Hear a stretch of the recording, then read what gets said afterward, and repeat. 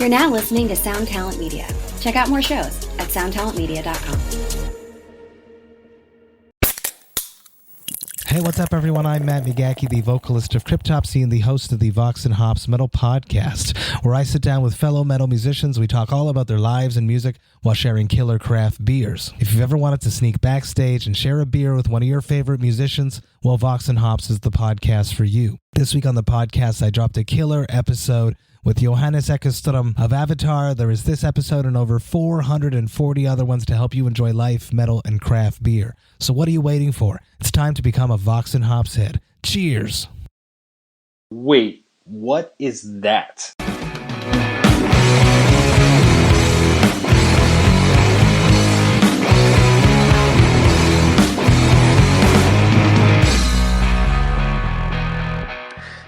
Hello, ladies and gentlemen. Welcome to today's episode of the ToneMob.com podcast, the show about guitar tone and the people behind it. As you are probably aware, I am your host, Blake Weiland. I had to question myself on that. Blake Weiland, and with me today I have Jeff Kadlic from Champtone Guitars. How are you doing today? I'm doing well, man. How about yourself? Pretty good. I'm a little damp, as we discussed already, but you know, other than that, that's just kind of to be expected this time of year where I'm at. So. Oh yeah, for sure, man, for sure. But we're finally getting around to doing this after a few unsuccessful attempts, so therefore that makes me happy. So. Yeah, likewise. It's I'm glad we were able to, get all the wires plugged in the right way, and we can do our thing. So I've been looking forward to it. Most definitely. We've probably already had a good 2 or 3 podcasts worth of conversation prior to this that probably should have been recorded, but hey, whatever. It's all good, It's like something that probably every guitar player or certainly gear junkie can relate to is every time they've sold something that maybe they wish they hadn't, and somewhere along the line I picked up from somebody like, well, there's one thing I'm sure of, there's always more. so I haven't really ever come across a situation where there's just not more. That's very true. And of course, that's in regard to, the talks we've already had, because yeah, man, it's amazing how, you get some guitar guys together or just music geeks or whatever it might be. You can just burn the hours fast. I know, and it's like, where did the time? Oh, geez, I was supposed to be doing. Oh boy, I got to go. So. Yeah. Oh yeah. Absolutely, man. It's an amazing thing. It just brings everybody together in such a magical, lovely way. It does. I think. I imagine at least like some of it is, as an instrumentalist or someone who spends a lot of time working on their craft, whatever it might be. And I don't think it's just exclusive to guitar players, but an artist or whoever it might be. You kind of spend a lot of time working on stuff by yourself. Even if you are in a band and specifically that type of working situation, you're working with other people, but when you're practicing your instrument, you're the only one that can do that. No one can practice your instrument for you. So by way of that, you spend a lot of time by yourself, honing your craft, if you will, and all, just working on technique or whatever it might be, or sound or tone or feel. And then I think that's what possibly lends like the excitement and the enthusiasm when you do get together with other guys, or gals who are really into, what they're doing and put a lot of hard time and work into it, because you're by yourself a lot. You kind of do it in isolation, and so when you get the chance, you just kind of, it's overboard. You're like you just can't contain the excitement. Yeah, and I know what you mean, and I'm a little bit spoiled in that, some of my best friends, you know, that are my best friends regardless of interest. They're just my best friends. They happen to be gearheads as well. So regardless of, what I'm doing, I always have somebody to talk about gear with. And so I get really spoiled that way. And through conversations with other people, I'm starting to realize that not everybody is that fortunate. So, I try not to take that for granted. Cause I do get a lot of opportunities to nerd out with, some of my best friends. So that doesn't happen for everyone. So I'm very happy about that. No, you're right. And that's a great thing, man. It absolutely is. And that's very cool. It is. It's something that I honestly took for granted until one of my recent podcast interviews. I was talking to, I can't remember which one of the 60 Cycle Hum guys I was talking to, but it just kind of like light bulb turned on. I'm like, oh wait, not everybody has a homie in their, immediate circle that is just as big of a gear nerd as they are. Most people don't have that, I would think. Yeah. Well, I think if you're you're fortunate enough in life, you've got different friends from different walks of life, that diversity basically, that's what is interesting and appealing, I think generally to most people, or certainly the people that I like to hang out with, they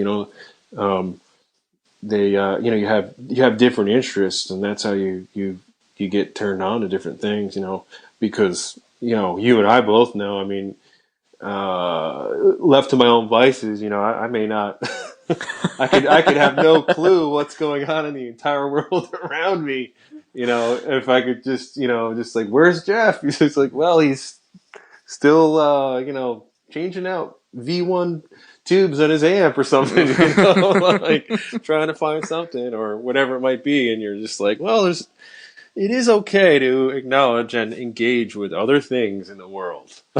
Yes. Yes. And it's actually important. Exactly. I was just going to say that. So, yeah, it is. And I'm not going to lie. I've purposely at times have to step away. Not because I really want to, but it's like, okay, that is enough gear for 1 week. You get a hold of yourself. Go do something else. Yeah. No, I understand. I totally do. It's especially now. It's I think it's kind of an amazing time. I mean, with I guess it's specifically in regard to the amount of, or I should say, maybe the awareness that we have through digital connectivity of all these great builders and artists and creators of guitars and amplifiers and basically devices to create music with. It's like I think I kind of feel and would like to believe that we're in a sort of a modern golden age, because there's just there's so much really awesome stuff out there, and there's some stuff is okay, but generally I would say that I feel like I see something really impressive or some really great work being done, specifically in the guitar world, almost every day. It's amazing. It is. I totally agree. I've said it many times that we are living in a super spoiled age. I mean, as much as we love the vintage gear, and I love vintage gear and the old way of doing things, the progression that's been made in the last 10, 15 years is almost mind-blowing. How the quality on everything has gone up, and the innovation, it's really cool. And we are, no wonder I think there's more gearheads now than there probably ever was, just because there's so much cool stuff. It's so much more interesting to be a gearhead. So therefore that kind of spreads and infects everybody with the gas and all that wonderful stuff. Yeah. Oh, I agree. It's pretty cool. I guess the lens when focused on the the original wave of great workmanship. Of the 50s, or sort of however you want to characterize it. And I know everyone has their favorites, but there was only so many people doing it, back then, and certainly notably, Right. So it's pretty cool. It is. It's definitely really cool stuff. What are some what are some of the things that you're seeing that you really like? I'm sure it's probably quite a few things that I'm not even aware of. Like, Well, I'm a super pedal nerd, so that is a lot of what I kind of zero in on. But just the things that are being made possible, that weren't possible 10 years ago. Like, one of the really cool things I think that's come out lately is the JHS Muffaletta. I think that thing is really cool, and I'm not sure if you've seen it or if you haven't, but for I those have. of you, yeah, okay. I haven't had a chance to get my hands on one, but I've heard I've heard you remark about it, and I've definitely it's been on my radar. I've noticed it, and it seems like everybody's pretty crazy about it. Well, it's just one of those things where it's a big muff isn't really an innovation, and don't get me wrong, I love the big muff. It's one of my favorite pedals. Yeah. I'm gonna let this train go by. Yeah, let's listen to that. I love that. That's great. I'm gonna let this train go by, and because it's gonna get loud here in a second, and then I'm gonna restart that thought. Sure. I wish you luck in remembering it, because I won't. I'm good. I'm gonna start talking. I know where I can splice that in. Okay. And it won't really interrupt what we were talking about at all. No, that's cool. So yeah, there you go, train. Yeah, blow your horn. Yep. See you later. Yep. This train has interrupted me many times. I'm not gonna lie. But, I'm starting to get more comfortable with my splicing abilities. Therefore, it makes it easier. Yeah, that can be tough, man. With specifically with dialogue and whatever in this, ambient noise. In this case, a train, horn can be hard to do those transitions. When you edit them. Yeah, and it's not, it's not so bad. Like to where it's just very distracting. Like when this one is just like less than, it's like 75 yards away, so it's very loud. So yeah, it's just kind of the nature of me trying to record at work. It doesn't happen all the time, but it has happened before. So okay, are they? Okay, I don't think they're gonna come back. I think we're in business. Okay. Right. So the muffaletta. Yeah. So here we go. It's not that like a big muff in and of itself is like a big innovation anymore. Like it's been around forever. And don't get me wrong, it's one of my favorite pedals. Like just that basic circuit is one of my favorite designs as far as a player goes. But having all the best flavors stuffed into one box that you just turn a dial and you can get whatever one you are in the mood for, that just is awesome. And have it in such a small enclosure, a single pedal, single normal size pedal enclosure. It's like, wow, that is really impressive in my opinion. Yeah. Oh, absolutely, man. I tend to lean towards the side of, give me a device, that does one thing and does it extremely well. And that's just kind of how my mind works. Mm-hmm. but in the case of that, the muffaletta, I think it's really cool because you're still. It's about fuzz, so it's not Right. like it's trying to be a fuzz pedal and a reverb pedal too. We'll throw some reverb on here. How about we throw a reverb knob on this? Yeah, that's a great idea, and most people, I think we don't reach, the audience and be like, dude, why did they do that? Right. Yeah, well, and they did a great job at making it real simple,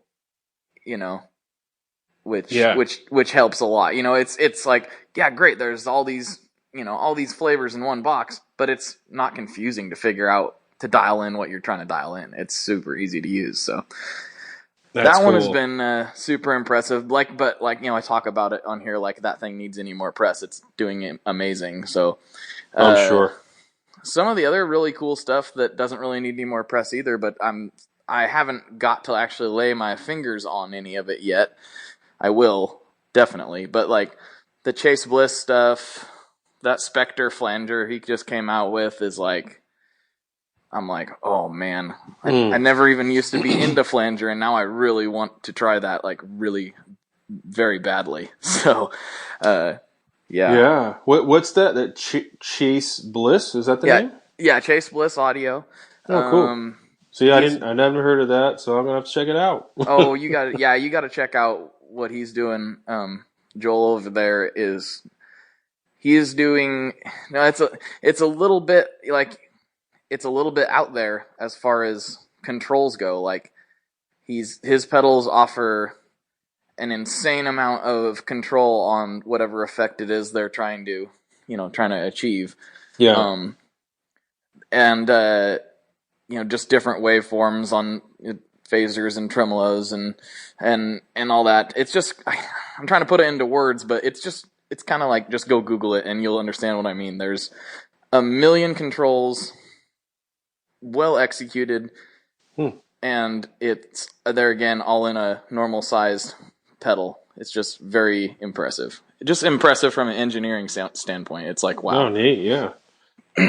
Yeah, I'm excited to check it out. I was actually looking at some of the Mr. Black pedals a few days ago that you had mentioned that company to me in one of our conversations, and prior to that I'd never heard of Mr. Black pedals, but I think whoever it is, the guy that that's running that company or does the designs. Yeah, that's Jack DeVille. He's been around the block, so to say. He does that, and then he's also done stuff for a lot of other people. So that guy knows what's up. Yeah. I like some of his just your description of the Chase Bliss pedal kind of made me think of his stuff, because the Mr. Black stuff to me was cool because I got kind of an experimental slant and vibe from it, which I liked. Like he's got some of the things are somewhat traditional, but his verb and kind of delay stuff that he had, to me, was really interesting, and I love reverb and pretty much any form or variant of delay.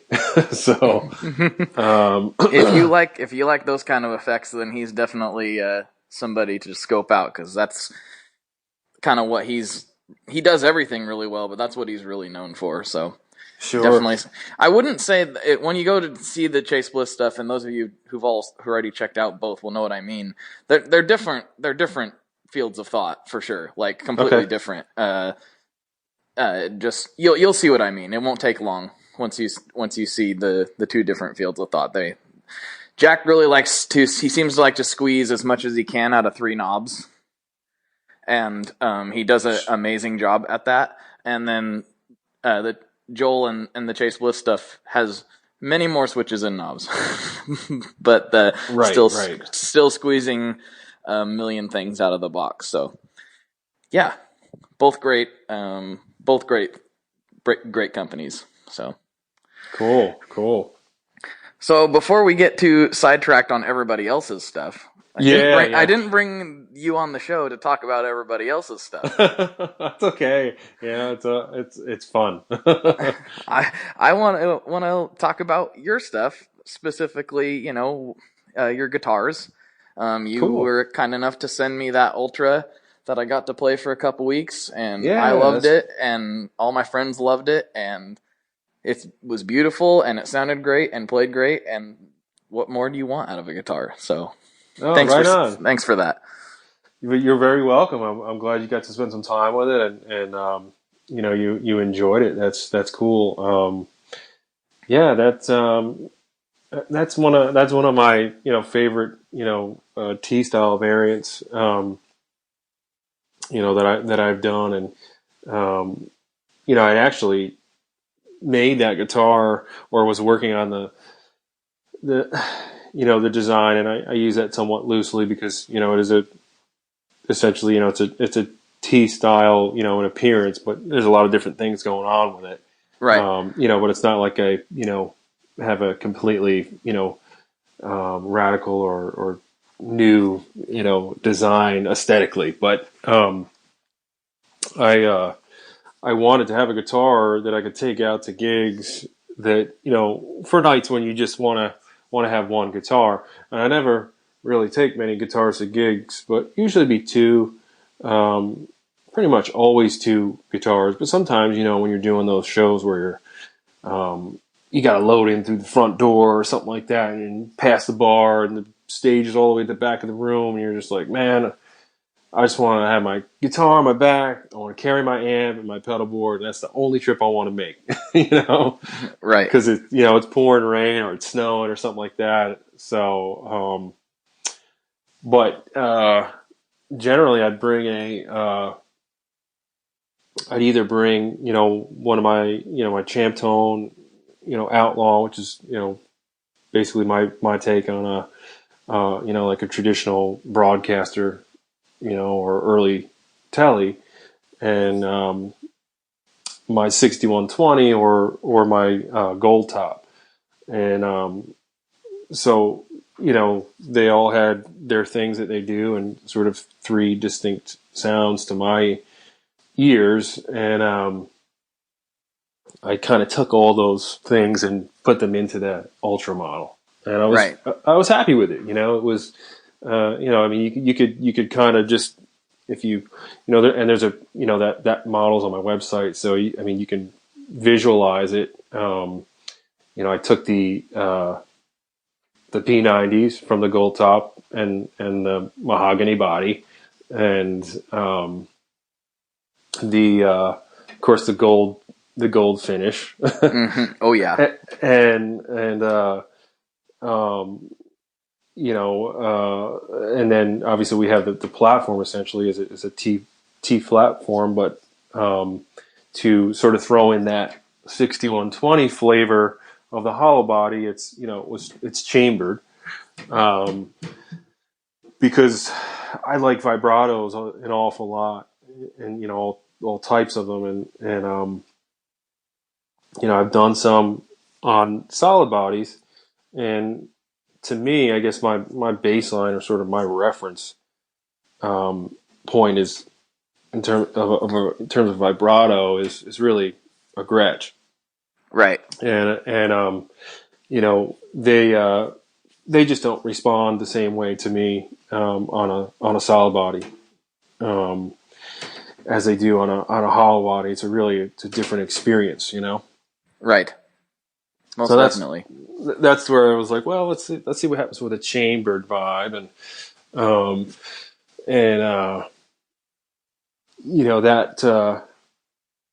that kind of got me, pretty close. I was pretty happy with it, like I was like, okay, I can definitely feel the body kind of vibrate or resonate a little bit. I can feel it, kind of fill up with a little bit of energy like a hollow body does. Mm-hmm.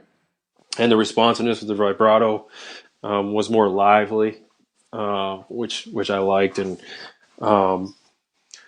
then and of course you have the comfortable feel of a T-style guitar, which I think is really hard to beat. Such a comfortable guitar to wear. Yeah, You know, yeah, it's hard to argue with that.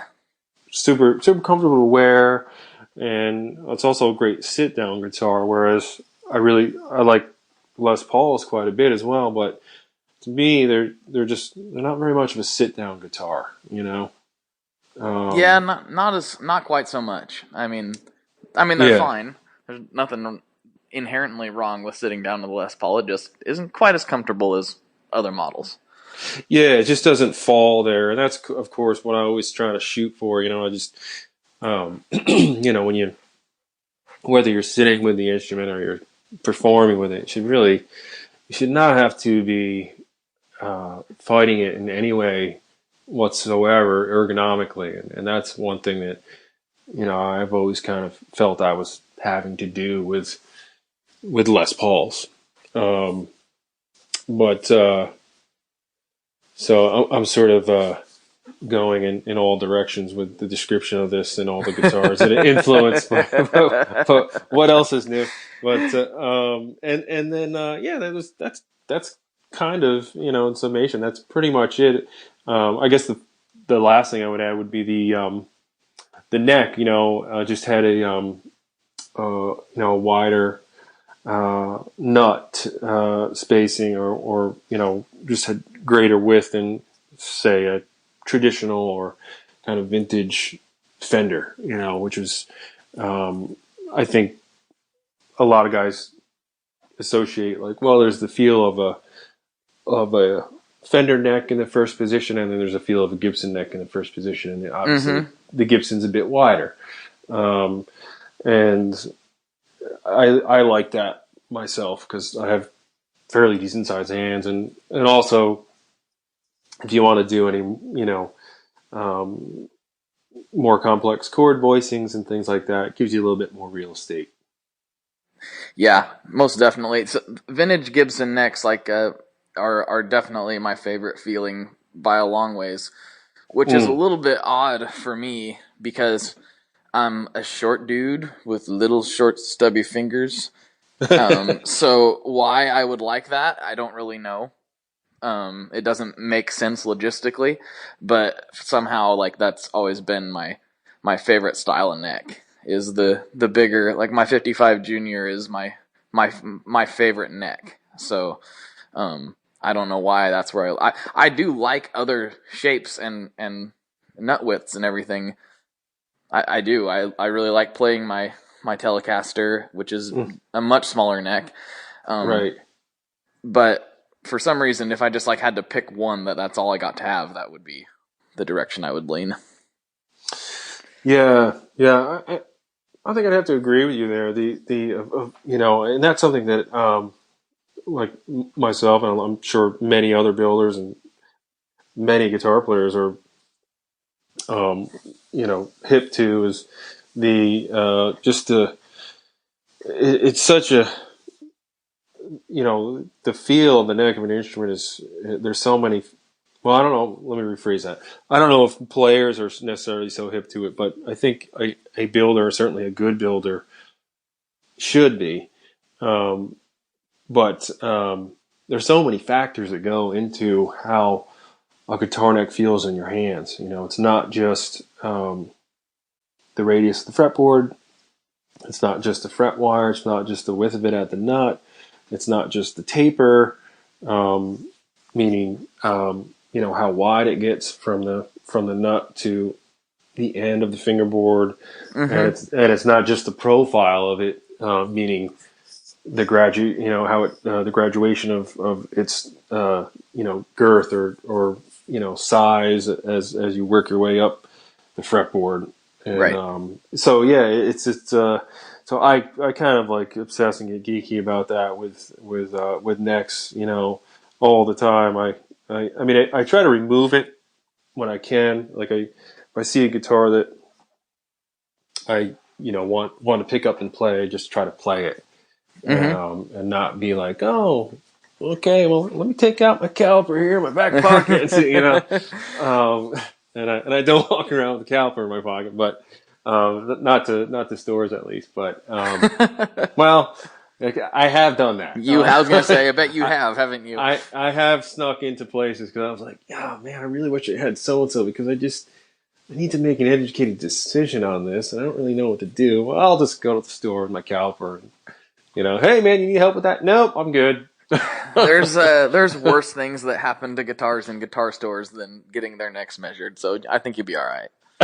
Yeah, you're probably right. So anyway, yeah, I mean that's in a roundabout way, that's the kind of the story with that guitar, and yeah, thanks for getting it off to Adam safe and sound, and it looks like he's having some fun with it, and so it goes. Yeah, I seen a clip of him testing out, or it was actually Daniel from Salvage was testing out one of his amps, and I seen that post the other day, and I was like, oh, good, it made it, because I sent it off and I didn't hear anything else after I sent it off. I was like, I've never shipped a guitar before, hope it makes it down there, and then I seen that clip and I was like, oh, whew, good. Yeah. No, yeah, that's I understand. Yeah, that's another guy, man. I was like, who's this guy? And then I checked out his offerings or what he's doing on Instagram a little bit, and I was like, wow, this is cool. He's doing. It looks like he's doing some coverings for some different amp companies, and he's doing these super cool pedal boards, and I was just like, wow, this is Yeah, he's got some cool stuff, some really cool stuff. Yeah. So that's wonderful. I'm all about that. I oftentimes think that, I like the idea of other builders, just being in contact and sort of, sharing ideas and for the greater good, if you will, to expand everyone's knowledge, and so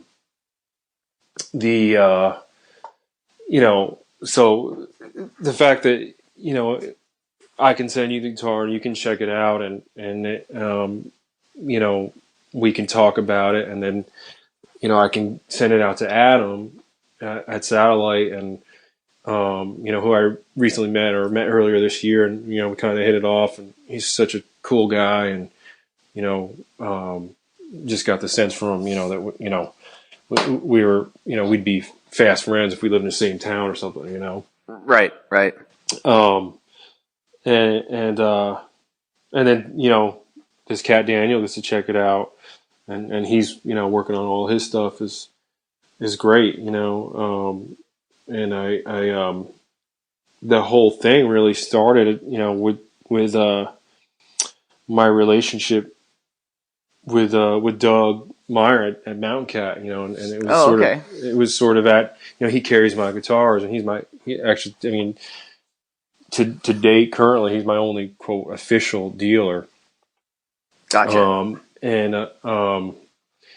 He's really a great guy, because he he's not echoing. I'm kind of echoing, his philosophy in that the communal or community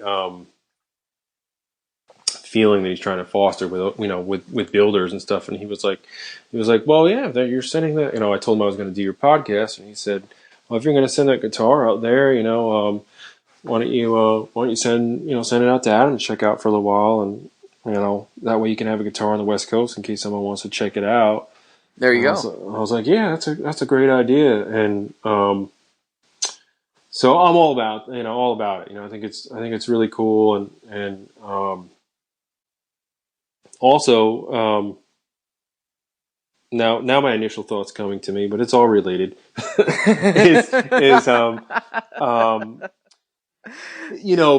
Like back in the day, or even currently, like say some legacy brand such as Fender or Gibson, they have whole teams of people, and that work on all this stuff, and I'm mostly thinking when I describe this, of the craft, of the work. Oh, right. Okay. Gotcha. That make these instruments, that make these amps, that make these cabinets, that make these pedals, that design the circuits and any number of things. But like back in the day at the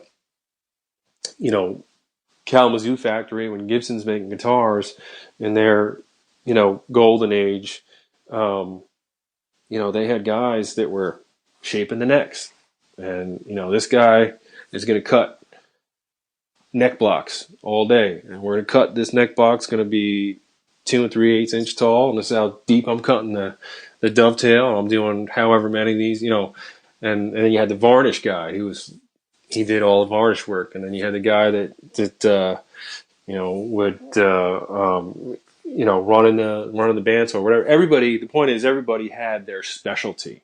Gotcha. Okay. And that they were, that's how it would go. They would hire the best, skilled hands to do, a specific job, because they were the best at it. And when you're, so that's awesome. But they didn't have to run the company. They just went to work and did their thing. Right. So, some of them did. Obviously, you've got guys like, sort of the example that people use all the time, like Freddie Tavares. He was very hands-on, but from what I've read, he was also pretty deeply involved with what he did with Fender, right, in terms of development and who knows what else, on a higher level or an operational level. But the small builder has to be really an expert at everything. And, yeah. That's challenging. It's hard to, it's hard to hone your chops at every single process, and it takes a long time. And the fact is that some people are better at doing some things than others. Yeah, that's just how things go, and it's a crunch that everybody feels, I think, especially in the early stages, where you're trying to wear all the hats, and not just throughout the build process, but then once you get the product done, then there's the whole issue of getting people to buy it, which is actually a completely different set of skills that doesn't always necessarily, the same person that can build an amazing guitar doesn't necessarily have the same skill set to market themselves or run a successful business. Now there are those that do, but I'm just saying that the two don't necessarily go hand in hand, and so it can be a really difficult thing for a smaller builder to wear every single hat. So, I totally agree, and I would say that the guy or gal that would be the exception. They that's sort of few and far between. Yeah. I mean, everybody eventually has. At some point, you got to bring somebody on to do something. You literally can't do everything forever. No, it's not. There isn't a business alive that gets. That yes, you can do everything forever if you want to stay at a certain level. Sure. Yeah. It's about expectations, and obviously that's different for everyone. What they want to do, but yeah, I totally agree. It's interesting to look at it from that perspective, because a lot of people, especially being involved in the music industry, the making of the music, oftentimes don't want to think about that these companies are a business. They're not doing it for charity. Yes, they're probably building guitars and pedals and amps, whatever, because they love guitars and pedals and amps, but they're also not doing it for free. They have families to feed. So it's something that I think people don't like to think about. They don't like to think about that it is a business. Like it's not all just for fun and artistry. as much as we would like to think that it is. Oh yeah, absolutely. And you know, when you're in your infancy and starting out, you know, it's a fine line to walk because you know, you want to do the best job you can and be personable and professional and you know, please your clients, but you can't do it for free, you know. Exactly.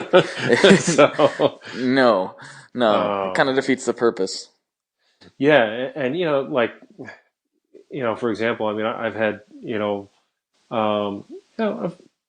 at least a few, and if not more than a few, you know, well-known guitar players that, you know, I've been in discussions with about, you know, building a guitar for them, and then, inevitably it comes down to, you know, okay, well, this is the cost, and it, you know, that can be, you know, a tough thing, you know, because obviously you want the exposure, and you would love to have someone notable playing one of your instruments, but you know, I was told very early on by a number of builders, like, you know, do not give a guitar to anyone. You know, you just cannot do that. You know, and the type of person you're dealing with, you know, if they don't understand that, then most likely you probably don't want to deal with them. Right. Yeah, this is all getting here we go again. This is this is all getting super familiar. This conversation about free gear just riles me up. I don't. You might have seen it, and some other people might have. I wrote a rant piece a few weeks ago about it on the blog, just because born out of these conversations that I've been having with so many companies of their frustration with the no-name nobody calling them up and saying, "Hey, man, I play in a band. Could you, you know, sponsor me and give me free stuff?"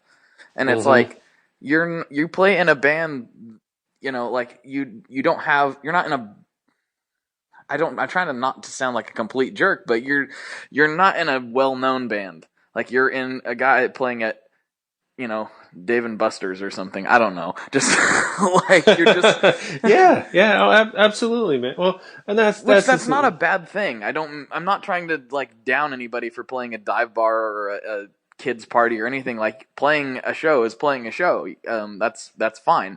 But don't expect to get free gear because you're playing at the local bar. You know, that just is insane, and it's a pervasive thing. And I don't know if it's an entitlement thing or if it's people just rolling the dice and saying, well, what's the worst they can say no? But it's like offensive. Like it's Well, I get where you're coming from, and I think, you know, ultimately that you know, if let's just say if I don't give a guitar to you know, guitar player XYZ, somebody else is, and you know, they're going to go find somebody else that will, and that's kind of the sad truth of it. You know, well, I mean, you want somebody to play your stuff though because they actually really like it, and I don't know. I'm not going to talk like I'm some business genius, but if an artist really likes your stuff, I mean, they will probably, you know, if they can afford it, they'll pony up if they are really interested, and then. I don't know. I'm kind of talking way out of my league here. It just bothers me that people would think they're entitled, I guess. No, I totally get it, man, and I mean, I'm kind of, you know, attitude wise, at least, and sensibility wise, I'm kind of punk rock like that. You know, it's just like, well, hey, man, if you really like what I'm doing and you want to support me, then, you know, I'll work with you within reason, but.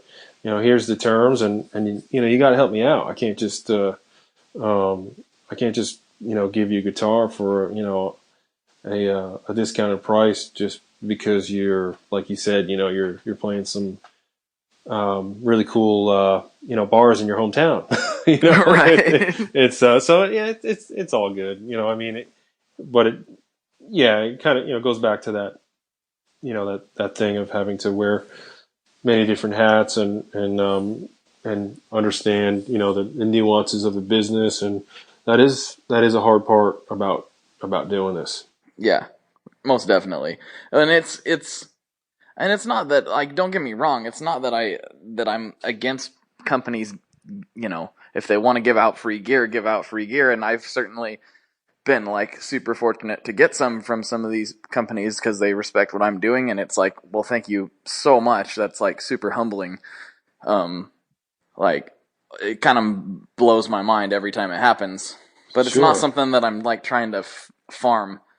It's always I always try to approach it with the attitude is like, hey, I've been approached by some companies to like post about something on Instagram, for instance, or talk about it, or to come on the podcast. I'm like, okay, well, here's the thing. Like, I don't know you, I've never heard of you before. No offense, but if your stuff's good, send me one and let me play with it for a little while, and then I'll send it back or send it wherever you need to send it. And I've had companies straight up tell me, well, I don't have any to send you. And it's like, well, Right. you want me to talk about how awesome your thing is when I don't have any experience with your company before, and you won't send me your product to validate whether or not it's cool. It's Right. Yeah. Oh, there's a lot of, as we know, there's a whole lot of crazy out there in this world. And in this, in the whole world for sure. It's certainly in this musical instrument industry. Yeah, there's a lot of crazy in it. I mean, it's having played for many years in bands and done some touring and made records and all that stuff, and it's I can tell you it's really not all that different than being in a band and trying to forge a career for yourself as a musician in a band. I mean, it's really just an extension of that. I that's how I view it. That's interesting. Yeah, because I mean, I can't really speak to that experience. I've always been a very this sounds kind of weird to say it like this, a very unprofessional player. Like, everything I do, music has always just cost me money, and I've never wanted to I never wanted to pursue it from a professional musician standpoint, because A, I'm not that good, and B, it was just not the lifestyle I wanted to lead. So Sure. I can't really talk about that. It's a super passion of mine, but it's never something I wanted to make a career out of, and that's an interesting the way you just talked about that's super interesting to me, because I can't really relate to that, but apparently I can. I just didn't know it. Yeah, absolutely. I mean, it's that whole thing, and I don't want to go on, some discourse about the, dark underbelly of the, world of music, and, which there's plenty of stuff out there in the interwebs there, kids. You can read all about it, That's right. if you want to, but it is. It's just, and I guess I make that statement from the position that it's very competitive. It's very competitive, and there's a lot of people out there doing really great stuff, and just like being in a band, and working on that, which is essentially a business, and you have to realize at a certain point that if you want to make a living at it and make a go at it, you've got to acknowledge that, and you've got to, act accordingly, or you're not going to make it. Right. You're not going to make it. I've always said that. Gee, that sounds so like, profound, like I'm some professor or something. But Back in my day, I haven't always said, but I feel now that the sort of the window, let's say a band that's an original band doing original music, I think the window of time for a band before they take that next step, and which leads to the ladder of where you need to continue taking steps, Gotcha. is about 2 years. You get in the garage and you start knocking stuff out with your bandmates, and life's great and you're loving it, and those are amazing times, and you're creating things, and you do some shows, and you get a following, and you make a record, and then you release a record, and people actually respond to it, and it's awesome, and then you do some more shows, and maybe you do some touring, and you're like, oh man, this is great, and then all of a sudden it comes to this realization, well, and maybe not for everybody involved, that, okay, well, we're going on about, I don't know, 2 years or so of this, and everything's cool, but we haven't really made that next step, Mm-hmm. Gotta get things going a little bit more, because, that's maybe slightly different, but I think, the analogy is true. Slightly different for a band, that is, because you have multiple personalities involved, unless of course you have a business partner or two or three. But in terms of being an instrument maker, was what I'm drawing the analogy to. Right. You've really got to you got to focus in and start to take it seriously, and people's, your partners, your business partners, let's say, their focus and their desire and their willingness, that stuff can sway and change, and certainly does along the way, and not everybody's ready to go the distance, Mm-hmm. which is, kind of another cliche. It's like, man, the people that have become successful are, the ones that didn't quit, the ones that just didn't give up, and they when they do give up, it's usually right before they were going to really hit on something, Right. Oh yeah.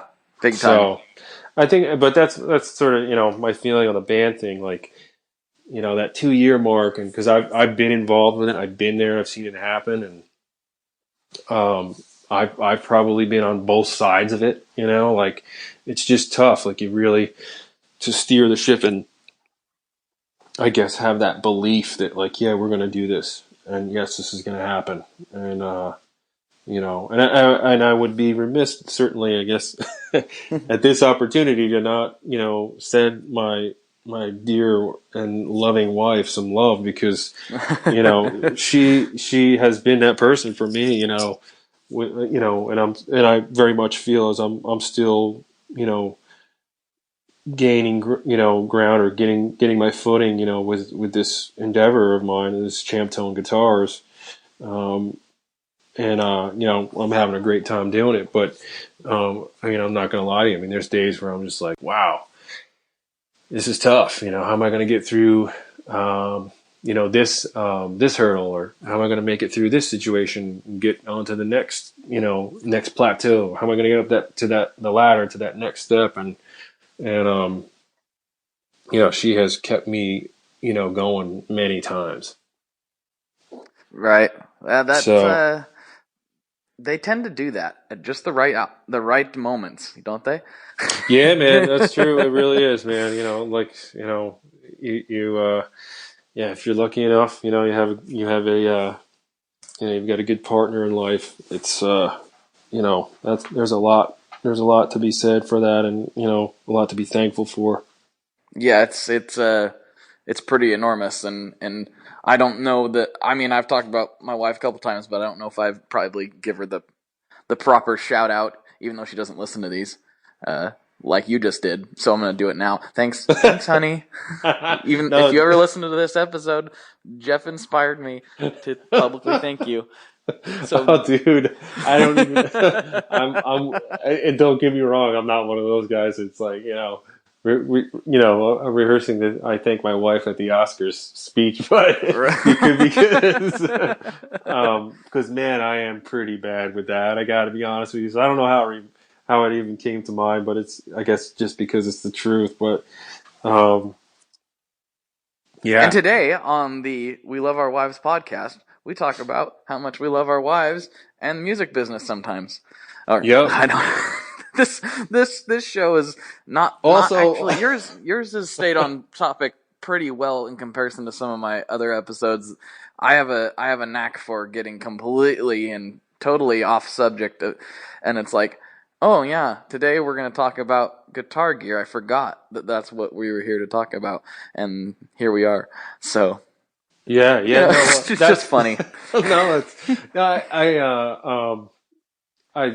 I think that's cool, man. I've listened to, I think, almost every one of your podcasts, and I think that's one of the refreshing things about your podcast is that, well, I don't know necessarily, what I might get out of this episode, because I think you just have a cool feel of how you approach it, and maybe I'd be a little less likely to tune into it every time if I knew it was just going to be Blake and this guy droning on about gear the whole time. And sometimes you get that, and sometimes you don't. So it's cool. It's cool. But the if I could just add one more thing about the thank your wife thing. Add it in. I also, just so you know out there, guys, too, or ladies, you can think of that as credits too. Those are like, you get those little shout outs. Those are like credits for the next time you're like, oh man, I want to get this really sick reverb pedal. It's just like, and you think I'm kidding, but it's true though. It's true. Those little things, you just put them out there, and those are credits that build up, man. They're psychological credits. Oh, psychological gear credit. Wife compliments equals psychological gear credits. This is not a knowledge bomb that not a lot of people get to experience. So for all of you who are married or maybe thinking about getting married to a significant other who may or may not give a rip about guitar gear, chocolates, Yeah. Well, it could go the other way. I talked about that with Ryan from 60 Cycle Home a couple weeks ago. We were talking about it would be interesting to, because you don't hear about this very often, and it exists, but the other way around. We're always like, oh, my wife doesn't want me to get this pedal, but there's girls everywhere out there that are like, my husband won't let me get this certain thing, and he doesn't understand why I need all these fuzz pedals. It's just not. Yeah. No, that's totally. I actually heard that podcast, and I was laughing, man. It's pretty much. I have to imagine, yeah, that is. I can't say that I know anyone like that myself, but I believe that it certainly exists. Oh, and if any of you girls listening are in that situation, I would welcome you on the podcast to discuss the plight of the gear loving girl, because you don't hear about that very often. No, you don't. I mean, I have my good friend Chris. He's an electronic music artist, and his girlfriend Amanda, they're both really into analog synths and gear and stuff, and I think that's probably the closest that I've got in sort of my immediate circle. And he sent me a text the other day. He was like, "Dude, Amanda just ordered this ridiculously cool analog mono synth or something like that," and so he was all excited. So I guess maybe that's not an argument or a good example for argument here, but I'm sure we'll keep looking though. So this dynamic exists. It absolutely must. Yeah, it's just funny to think about. It is, because the classic story is the guy, he leaves the house with the empty case, to come back with he just, it's just the same old case that he always goes, and then he comes back, and there might be a new Telecaster in it. But, it's the same old case. Don't worry about it. Nothing to see here. Just go on your way. Or you just get to the point where you have, you have so much stuff, it's like static. And you're assuming your significant other, doesn't, they don't have a gear buying, they don't have a gear buying compulsion and sickness that's it's such a sickness. Infected their, soul. They just, they don't really know, man. They can go in and look in your music room or whatever it is, wherever you keep your stuff, under your bed or, in your drawer, like, and they just can't tell, like, what is that? Is that new or is that new? But sometimes they can, I guess, I don't know. I'm all over the map with this. I guess I'm afraid of what might happen to me, It's kind of, I think that's kind of where I am. And I asked my wife about it actually, because I had your guitar actually, now that I think about it. I was playing it, and she come out, and she was carrying my son or whatever, and she'd come out, and she's like, "Hey, yeah, somebody's here I can't remember, cable guy or something." I'm sitting there holding this it's not like a subtle guitar. It's a gold Telecaster-ish to guitar with a Bigsby. It looks pretty, it's classy, but it's kind of flashy a little bit. Yeah, sure. And it's like, she knows that I would think that she would have been like, "Wait, what's that?" Because because it's not my Les Paul Jr., it's not my Black Telly, it's not my Ricky, or it's not my normal stuff, and it was just like, "Oh no, this is guitar. He's playing guitar." And I was like, I asked her later. I was like, "Did you notice that guitar?" And she's like, "No, what? What are you talking about?" I'm like, "Well, yeah, I'm testing this thing out, and it's awesome, and I thought you would actually dig how it looked, And she's like, yeah, it's a guitar." yeah. And then the polar opposite of that is sometimes, and I believe the exact words around, my domicile are, "Wait, what is that?" Oh. When you're walked up on with, that's just a new, well, I don't know. I'm working on this. It's a customers. That's what I'm going to go with. It's a customers. I got to fix it. When did you start doing amp repair? Don't worry about it. Don't worry about it. It's fine. Yep. Everything's good. It's all good. There's also, if you got enough, I've heard some people doing the, this old thing? Oh, this, well, no, I've had this forever. I know, it's funny, man. It's so funny. It's a universal thing. It really is. It is. How stupid is it too? Like, it's awesome. Don't get me wrong. I love being a gearhead, but like, really, come on. At some point, we gotta acknowledge our own ridiculousness, or at least our own sickness. Does this exist in other worlds, in other hobbies? Oh yeah, it does. It does, man. I think that I think when you're whether it's a hobbyist thing or you're a professional or whatever it is. I think obviously I'm a little biased when it comes to music here. There's so many ways to think about it. Mm-hmm. But I always try to genuinely and look at these things as tools. And that's what they are at the end of the day, is, a guitar is a tool to express, yourself in whichever way you're able to, or mm-hmm. that you decide to. And the same thing goes for really, I guess any of it, pedals, amplifiers, nice mic preamps, nice microphones, a sick console, whatever it is.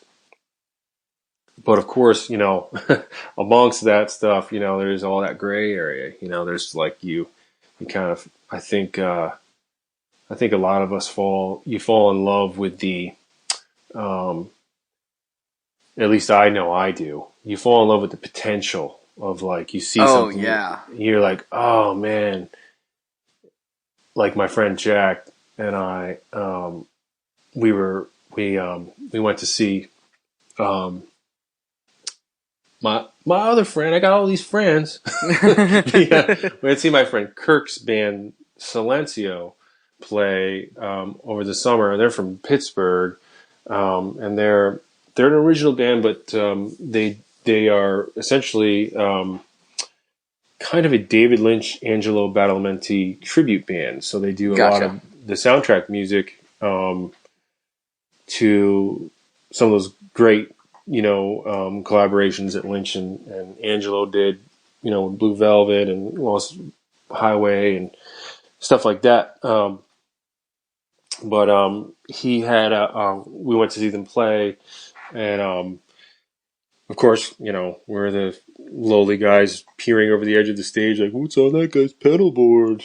And, of course, I'm always that guy. And I can't get that like goofy about it quite, although I have been there many times. But Kirk's a friend and he's a customer, but the guitar player that is. But he had a Strymon Big Sky on his board, and his just with that style of music and the spaciousness of it and everything, and the reverb on it.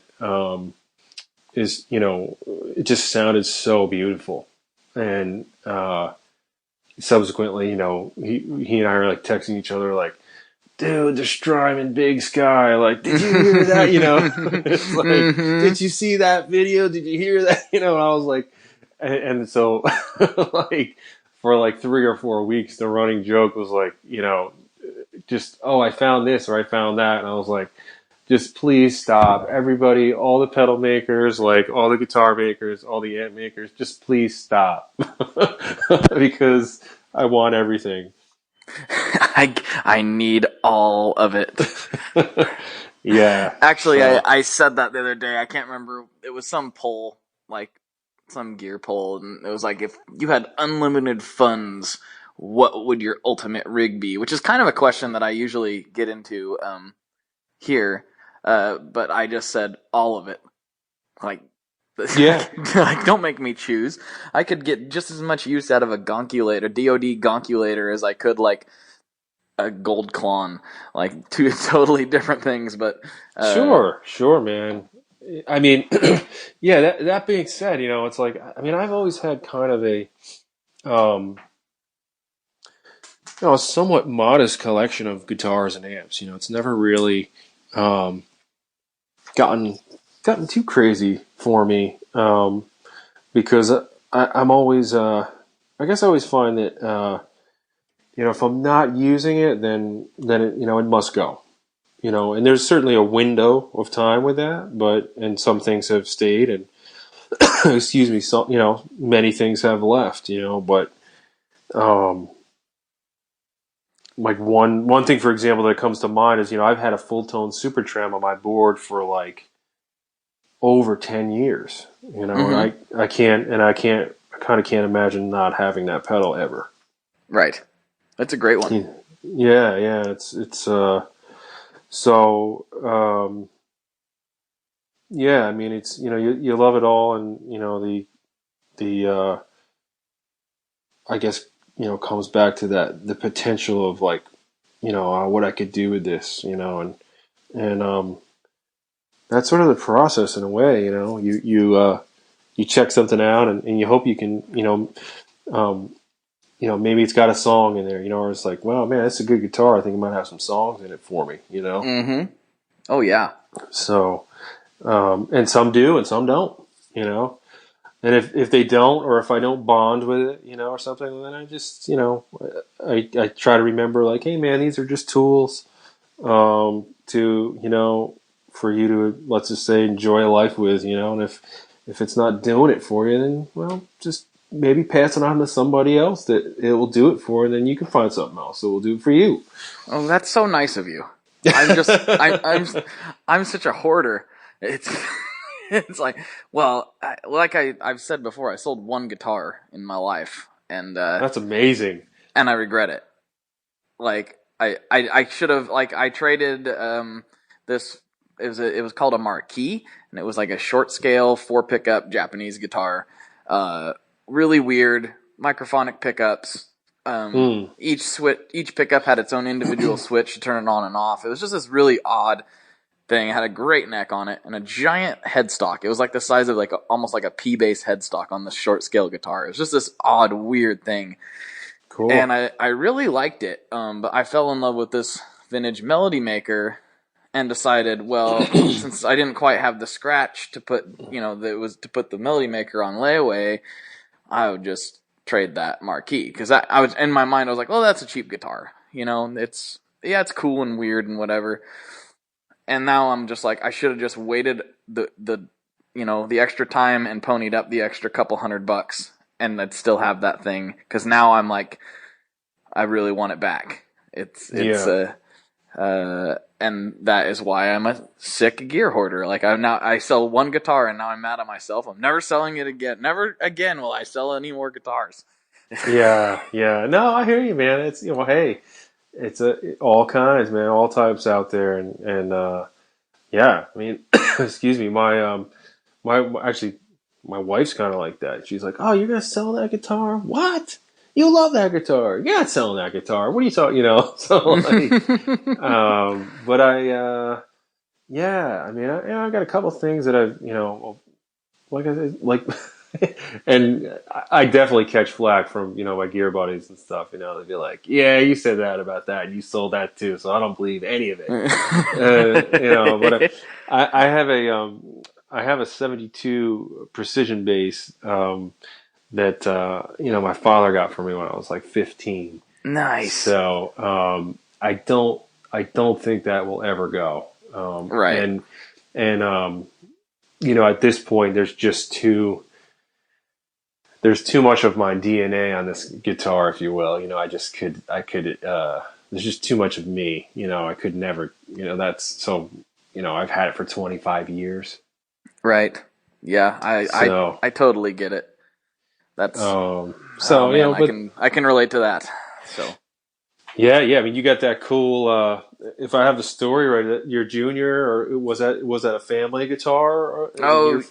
Yeah, I've talked about that several times. So I'll try to be brief. But yeah, it was my grandpa's 55 Les Paul Junior, and so yeah, that's my number one, and then yeah, that'll never go anywhere. So yeah, something like that is just that's an amazing thing. So yeah, that would never go.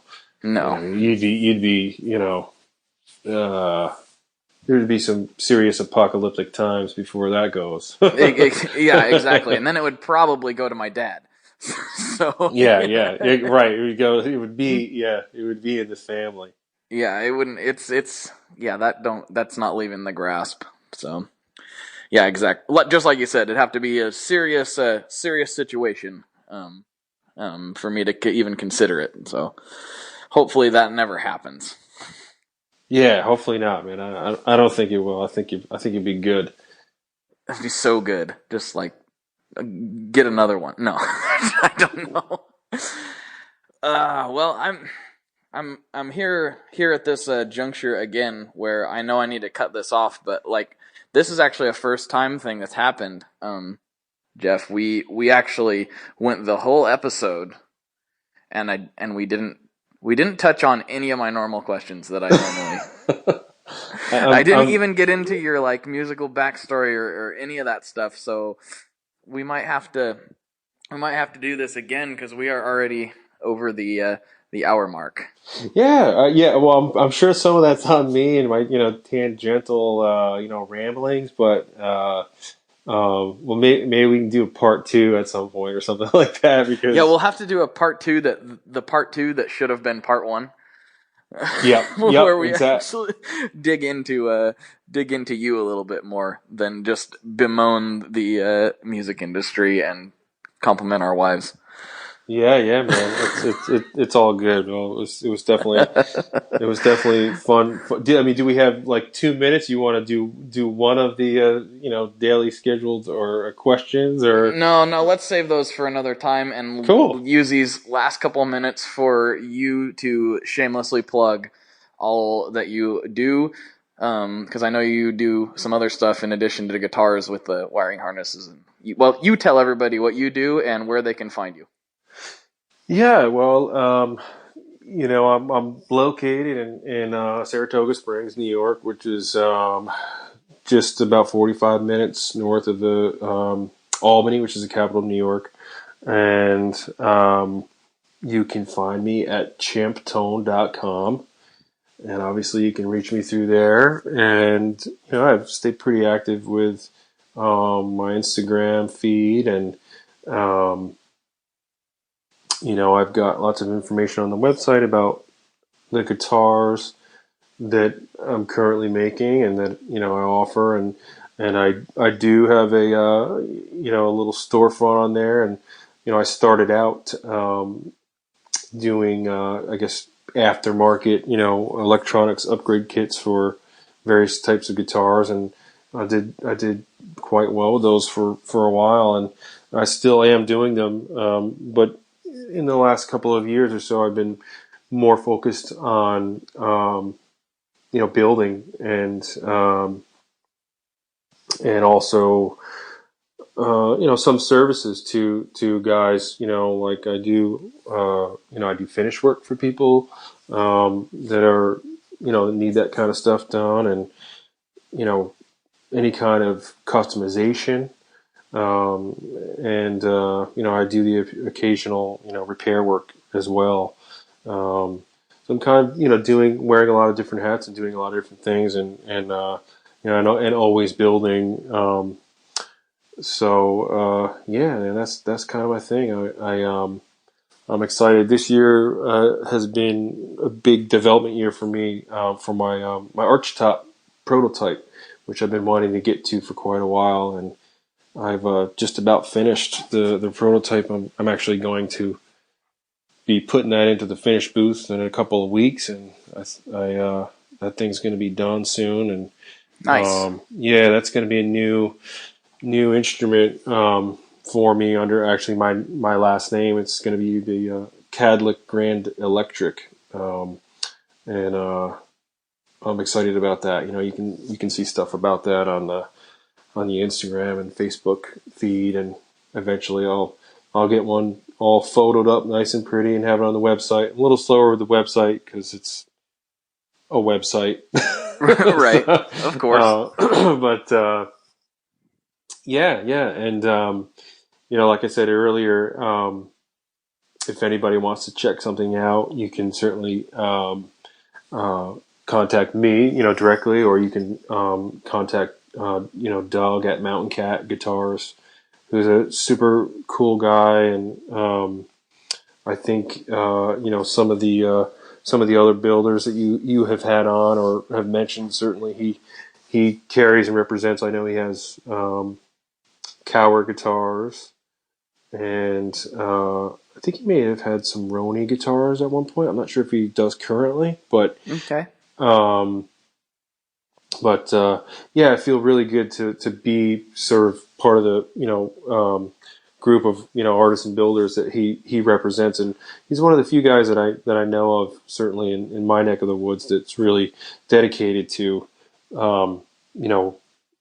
representing guys like myself and amp builders. He has satellite amps, and really believes in supporting guys like us and spreading the awareness. Cool, man. So yeah, that's Very cool. That's me. That's you. All right. Well, we'll dig more into you at another juncture. We'll have to have you back on, and we'll actually talk about you instead of us just kind of rambling. Maybe. I mean, we still might just ramble because that's kind of what happens. So it does. Well, I'd love to anytime, and thanks for having me on, Blake. I appreciate it, man. Yeah, no problem, man. Thank you for coming on. So we'll go ahead and wrap this up. So for Jeff, I'm Blake, and as always, good people, good luck, and good tones. Have a good night. Catch you later, man. Bye. All right, everybody, that does it for this episode.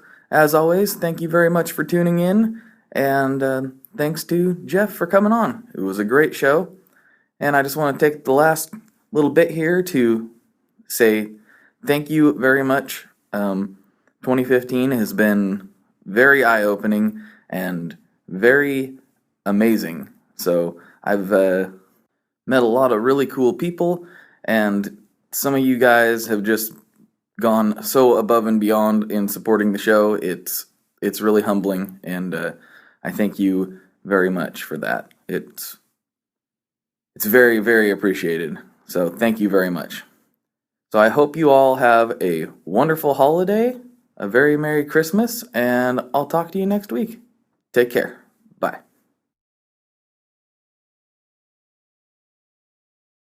One last thing before we totally sign off here, I just want to remind you that if you do any shopping at Stringjoy, that's Stringjoy guitar strings made in Nashville, that will help me out as well.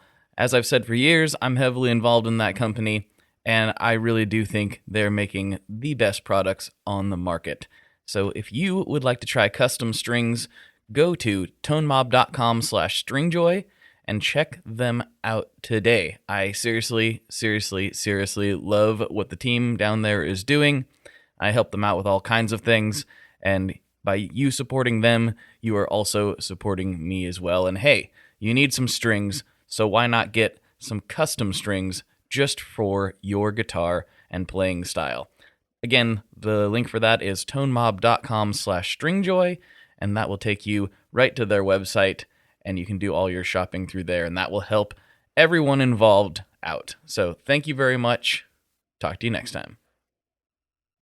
We are brought to you by the wonderful folks at Gun Street Wiring Shop. Yes, Gun Street Wiring Shop. I've talked about them before. I used to say based out of Bend, Oregon, but guess what? Sean moved to my neck of the woods. Sean's in Portland. Sean is awesome and has helped me with a bunch of stuff lately. And if you have wiring needs for your guitar, he can help you too. If you want to get weird with it, he can get weird. If you just need to spruce things up a little bit, there's your guy. He takes all the guesswork out of doing your guitar wiring, and he makes it simple, and his customer service is top-notch, and I can't say enough good things about Gun Street as a company.